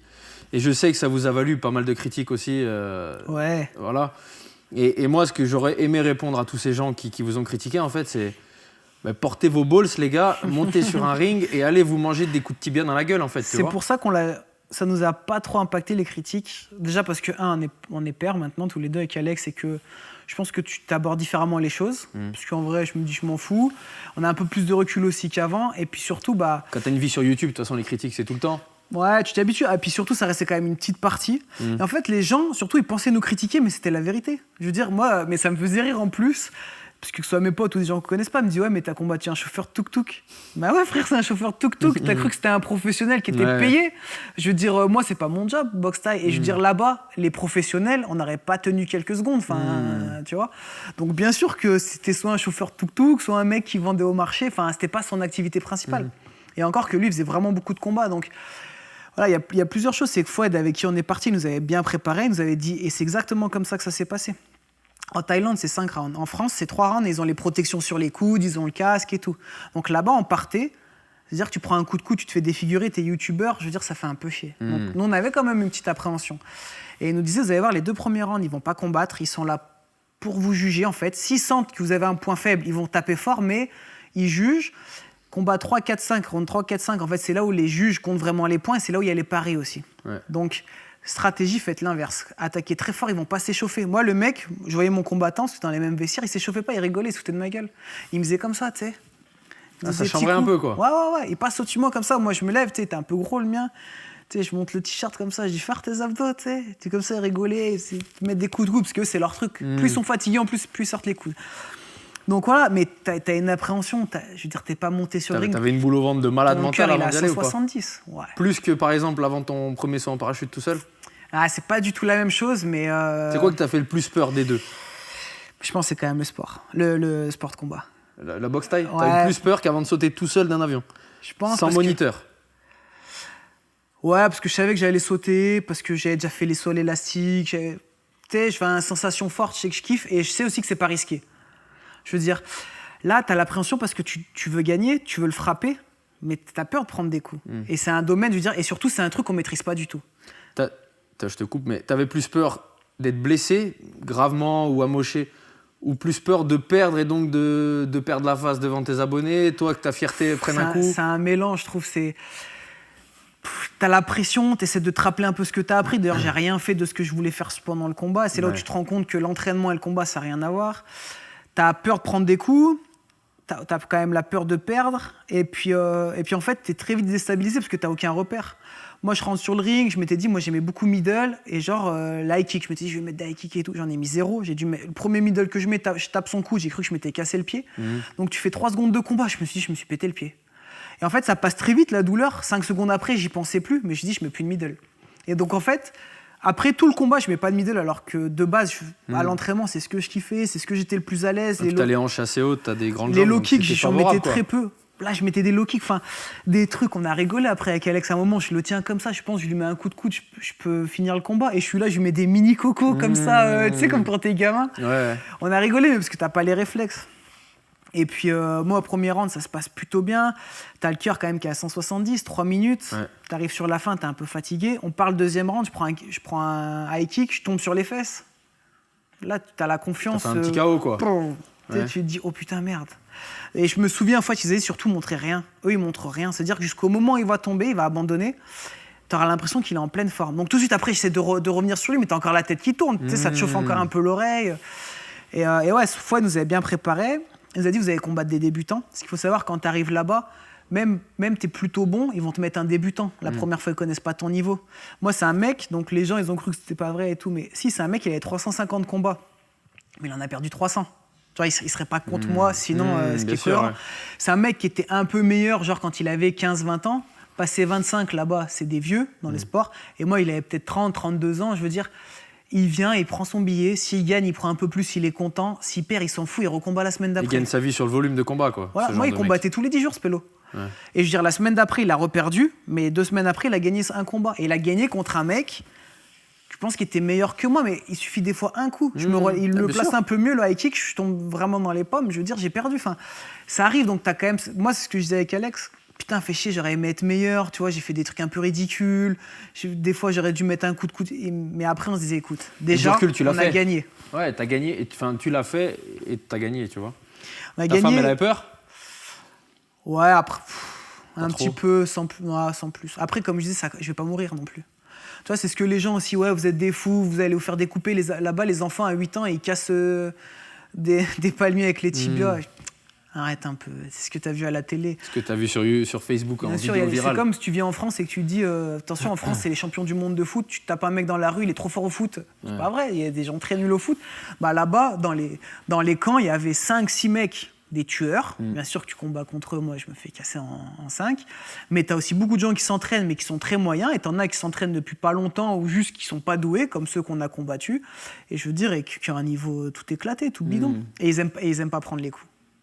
C'est-à-dire que je pense que nous, si tu prends 1 ou 2 coups, tu montres un peu, ça t'a sonné, ils prennent la confiance. Fouad, il nous avait dit, Poker face. ouais, Poker Face, et surtout, vous allez voir qu'ils aiment. Tu sais, si tu tapes une fois ou 2, je pense que nous, un peu plus costaud qu'eux, tu vois, il nous a dit tapez fort avec les poings. En plus, tu sais, les gants, c'est des petits gants, c'est les 8 là. Tapez fort, vous allez voir, quand t'en prends un, déjà, tu vas le sentir, et lui aussi va le sentir. Tu muscles pas le visage, hein, donc quand tu tapes dans le nez, ça te gratte un peu, et ces gens-là, Ouais, puis t'as quand même Ils une aiment pas. puissance, on va pas se mentir. Tu fais de la muscu depuis 15 ans. ouais, tu tapes forcément un peu plus Voilà, fort. tu te prends un mec qui fait pas conditions physiques, pas d'entraînement, forcément, tu as un impact, je pense, qui est un peu meilleur. Ouais. Après, Et puis eux, ils utilisent beaucoup les jambes. Ouais. Ils s'observent les 2 premiers rounds. On a fait l'inverse, on a tapé direct et beaucoup avec les poings. Ouais. Ils étaient un peu perturbés. Peut-être qu'on le refait 10 fois, le combat, on le perd peut-être 7 fois. Ouais. Mais voilà, le mec, il s'est dit, écoute, lui, il va rien lâcher. Je préfère moi abandonner. Ah, c'est pas des beaux KO, c'est pas je lui mets un coup de pied retourné, je le sèche. Ça aurait été incroyable que sur ton premier combat, tu fasses ça. Hein, tu vois. Ouais. C'est- Mais voilà, et pour dire, moi, on avait un autre pote qui est plutôt bon, et la semaine d'après, il devait combattre le mec que j'ai combattu. Pour dire que les premiers combats, ils te mettent aussi des mecs débutants, même si t'es assez bon, pour que tu prennes te la donner envie de confiance. revenir et tout, ouais. Voilà, c'est un show, je veux dire, c'est un show. Mais il y avait 200 personnes dans la salle, Et t'arrives, tu l'as fait, Et- t'es et- personne, t'es... Ouais, t'es personne, ouais, c'est T'es- vrai. Hein, t'es t'es pas tout bien. seul face à toi-même et face au mec, quoi. Hein. Et tu vois, il y en a, ils avaient mis, quand je prends le KO, ils avaient mis cet extrait sur YouTube, tu sais, où je tombe sur les fesses, il avait coupé. Donc dire, c'est quelqu'un qui était dans la salle et qui était content que j'ai pris Mais ça. ça, c'est des mecs qui voulaient faire du buzz sur toi. Et après, je voyais dans les commentaires, et moi, je recevais plein de messages. Chat, t'as pris un KO, tu sais, t'as fait le malin, machin. Et moi, je savais après que je me relève la seconde d'après et j'ai gagné, quoi. Mais voilà, et au final, je prenais le KO, ils me disaient, ça vous apprendra à croire que vous êtes plus fort. Et on gagne, ils disent, ouais, mais soit c'était Le truqué, mec est soit nul, c'était ouais, de de chauffeur toute façon, tuk-tuk. voilà. Donc ces gens-là. on- Tu connais l'opinion des gens sur Internet. Voilà. Et Mais ça, ça- c'est quoi ton prochain challenge? Je te coupe parce que il y a plein de Ouais, trucs. ouais, je t'as veux raison, qu'on- t'as raison. Moi, après, je suis parti. Hein. Là, ce qu'on aimerait faire, Sachant que quand même, je résume, c'est que pour moi, sauter en parachute déjà tout seul sans moniteur, faut quand même avoir Ouais, les c'est balls, kiffant, tu vois. ouais. Et bon, t'as passé ton brevet, maintenant t'as le droit de sauter dans toute la France quand tu veux. c'est ouais, ça dans le monde entier. Dans le monde entier. J'ai sauté à Dubaï, j'ai sauté T'as au combien de Maroc. sauts là à ton actif? Je sais pas beaucoup, hein, j'ai 30 sauts. C'est plus que. Pas beaucoup pour quelqu'un qui est passionné là-dedans. Ouais. Je veux dire, il fait ça en un mois, s'il veut, en 2 mois. Ouais. C'est juste que moi, on fait pas mal d'autres choses, mais quand j'y vais, je fais 1 ou 2 sauts, tu vois. Et puis surtout, je veux sauter un peu dans plusieurs endroits dans le monde. Là, il me reste un diplôme à passer, le brevet B, où là, après, derrière, c'est beaucoup plus facile pour sauter de partout. Et c'est l'objectif. Je veux dire, je vais sûrement finir ma vie, j'aurai 100, 150 sauts, tu vois, j'aurai pas 5000 sauts. Mais c'est le plaisir de le faire de temps en temps. Si j'ai envie, je peux y aller, je peux sauter tout seul, tu vois.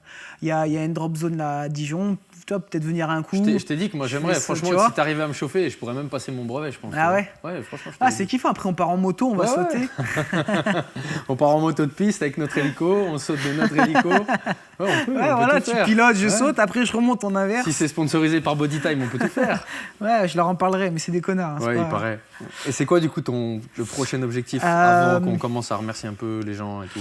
Nous, c'est vrai que il y a plusieurs choses, mais l'Amazonie, on aimerait bien faire, notamment avec Fouad, c'est un grand fan de ça. L'Antarctique, il y a peu de gens qui sont allés en Antarctique.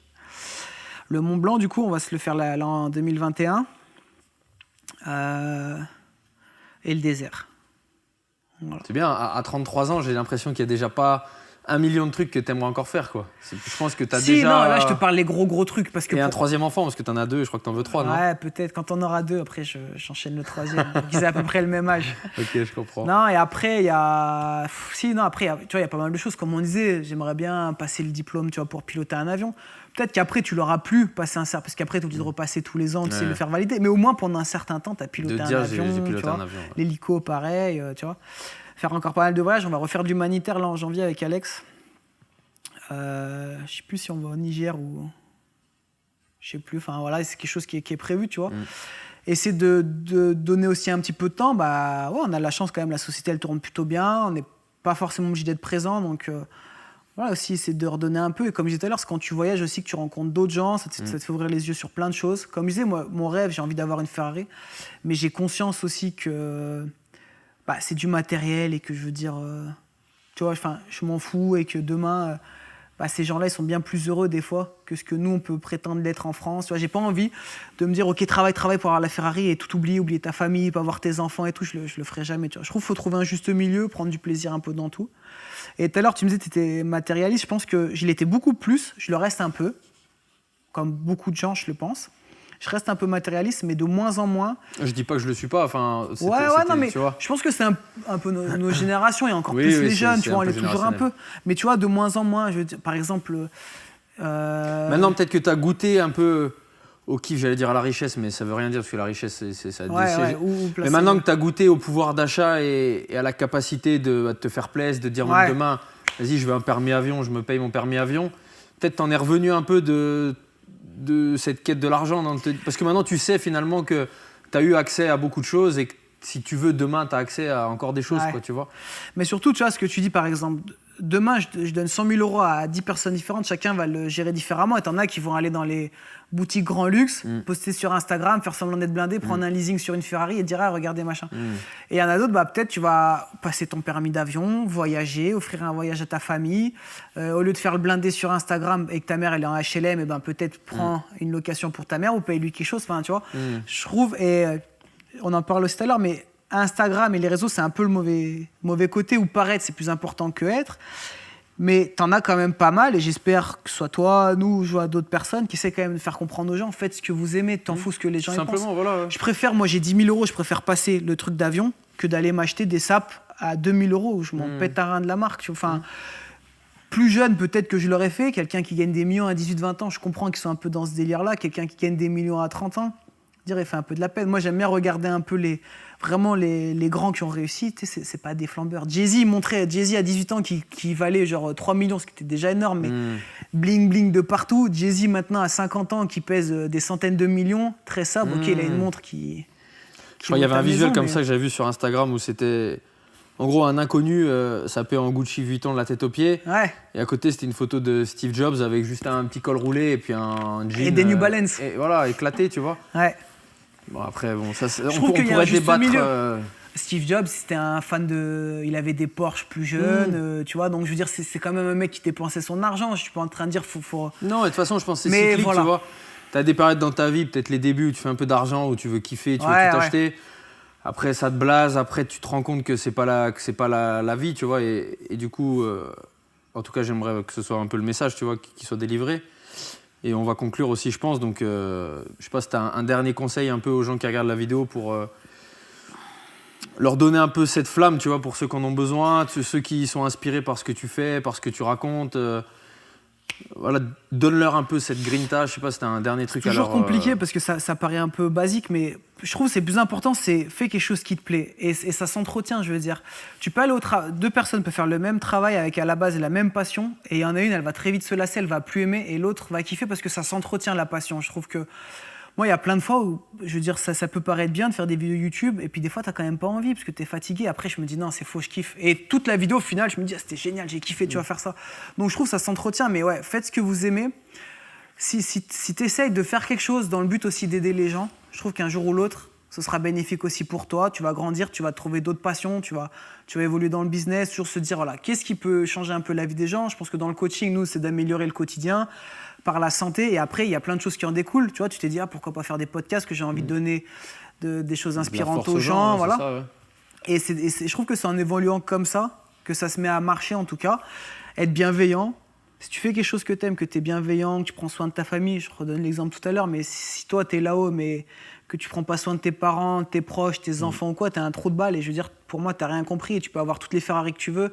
Tu seras triste dans ta Ferrari et tu seras tout seul. Donc voilà, je trouve que soyez bienveillants, bossez dur, bien sûr.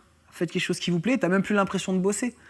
Moi, si Pascal... Ça, c'est un privilège que je pense peu ont, tu vois, peut-être comme nous, enfin... Je sais pas, parce que par exemple, un mec, il est passionné, il est boulanger, mais il aime ce qu'il fait, bien il est sûr, passionné, il n'aura jamais l'impression de vraiment bosser. Un pâtissier, il va faire des créations et tout. Donc, je trouve que si t'aimes et que tu es toujours dans la réflexion un peu d'être bienveillant, faut pas toujours être la tête dans le guidon. De temps en temps, il faut prendre un peu de recul et se dire, voilà, où est-ce que mon métier va, comment est-ce que je peux l'adapter. Et ben voilà, le Covid l'a prouvé. T'as des restaurateurs qui sont vraiment plantés avec le Covid et t'en as d'autres qui ont réagi différemment, qui se sont peut-être dit ok, c'est peut-être le moment de rénover, de changer la carte, peut-être de fournir des repas à titre gratuit à l'hôpital. Sauf que quand l'hôpital, le restaurant, il a rouvert, tous les gens qui avaient goûté, s'il faisait de la qualité, ils se sont dit ah putain, j'ai découvert un resto qui était là-bas, il nous a soutenus pendant le Covid à nous livrer des repas gratuits, ils vont manger là-bas. Et je trouve que ça marche comme ça. Si t'es bienveillant, que tu bosses dur, tu fais quelque chose qui te plaît, tu auras les idées. Et quoi qu'il arrive, sur du moyen, long terme, ça va marcher. Peut-être pas dans 2 mois, peut-être pas dans 3 mois, mais dans 2, 3 ans, 10 ans, ça marchera pour toi. Et là, l'avantage, je trouve, les jeunes qui regardent YouTube. Moi, à 18 ans, 17 ans, j'aurais aimé qu'on me dise tout ça, tu vois. À l'école, j'apprenais, apprends ci par cœur, machin. T'as pas d'éducation financière, t'as pas d'éducation un peu sur la vie. Je trouve que maintenant, avec YouTube, tu peux avoir tout ça et partir avec une chance dingue. À condition, comme on disait, de trier un peu les sources d'informations que tu Ouais. te prends. Mais bon, ça, c'est Ouais, c'est vrai. comme les émissions que tu regardes à la télé, comme finalement on parle Ouais, d'Internet. Mais... Ok. Écoute PJ, merci en tout cas. Merci Vraiment, à c'était toi. un plaisir de se voir dans ce cadre un peu plus formel, tu vois, même si on a mangé tout à l'heure ensemble et qu'on a rigolé et qu'on s'est raconté nos conneries. Il y a encore beaucoup de choses que j'aurais aimé te demander, donc je pense qu'on en refera un. Peut-être qu'on invitera aussi Alex Ouais, pour voilà, avoir ouais. le binôme Body Time. Alex que je connais pas, donc ça sera aussi l'occasion de le rencontrer. De parler peut-être plus de vous en tant que Body Time, même si j'ai l'impression qu'on n'a pas encore assez parlé de toi à titre perso. Ouais, mais- c'est compliqué. Puis moi, si tu me lances, t'as vu, il y a plein de Ouais, choses non, qu'on mais a je envie sais, de t'es parler, très plein de bavard et à la sujets. fois je t'ai dit que je voulais que tu sois bavard et ce que je veux c'est que les invités le soient et que moi je le sois le Ouais, moins possible, ouais. donc je pense que c'est ce que t'as été, c'est cool. Voilà, en tout cas merci encore. Merci à vous qui avez regardé. Merci à Attends, je fais un placement de produit, attends. merci à Fitness Boutique. Est-ce qu'il a assumé le placement de produit? Ah bah ouais, là, Ok, c'est- ok, il a assumé. même Donc- s'il est rose, le shaker, Ok, même j'assume. s'il est rose. Donc merci à Fitness Boutique encore, puisqu'on est tous les deux sponsorisés par cette marque française. Merci à vous qui avez regardé la vidéo. Mettez des commentaires. S'il y a des questions que vous auriez aimé que je pose à PJ et que j'ai pas eu l'occasion de lui poser, ben allez-y, envoyez les questions. Tu peux pas spoiler là qui ce sera la prochaine personne. Parce Non. que moi, je sais, j'aurais pu leur dire, mais non, je peux Non, on peut pas. C'est Donald Trump, mais voilà. pas. vous Moi, savez, moi, je du sais, coup, c'est bien, c'est bien. Impressionnant. Voilà, en tout cas, merci encore à vous. N'hésitez pas, les pouces bleus, les coms, vous savez, le partage, voilà, tout le tralala. Et à très vite sur Ça dit quoi. Ciao. Ciao. Le clin d'œil. Le clin d'œil, ritale.